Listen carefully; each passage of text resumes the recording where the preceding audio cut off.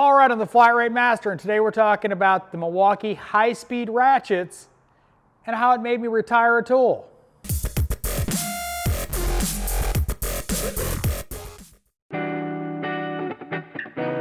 All right, in case you don't know, MIlwaukee has come out with high-speed ratchets in 3/8 and 1/4 inch. Now they're based in the 1/4 inch body. I did a video about it, I'll link it up there, but they're faster. Less torque, but they're faster.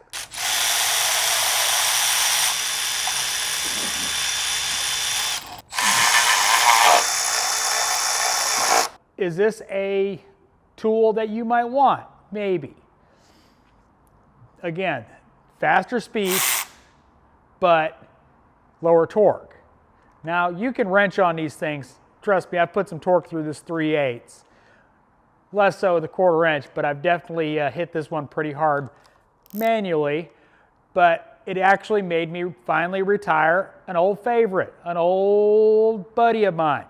For the longest time, this original MIlwaukee ratchet stayed in my roll cart. Why?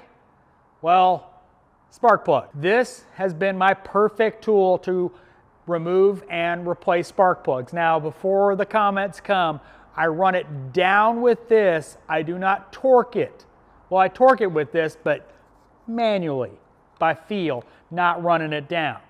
I use it just to run the spark plugs down at a rate that I can control and not, break anything or over torque it or anything like that. I just use it to run it down, a nut runner. If I tried to use one of the regular fuel 3/8 ratchets,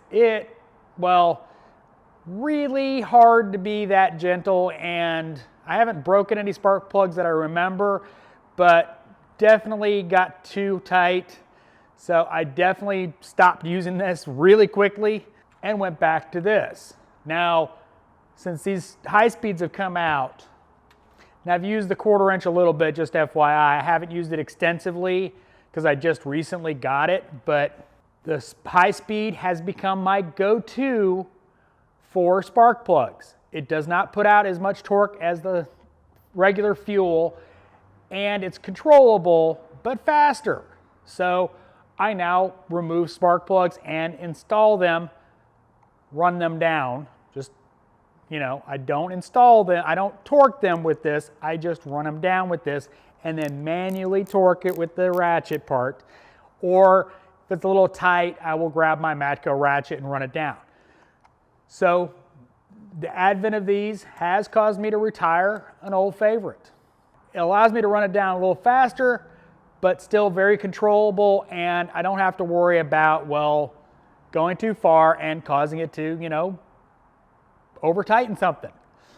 So it's definitely well worth it for that kind of application, at least for me.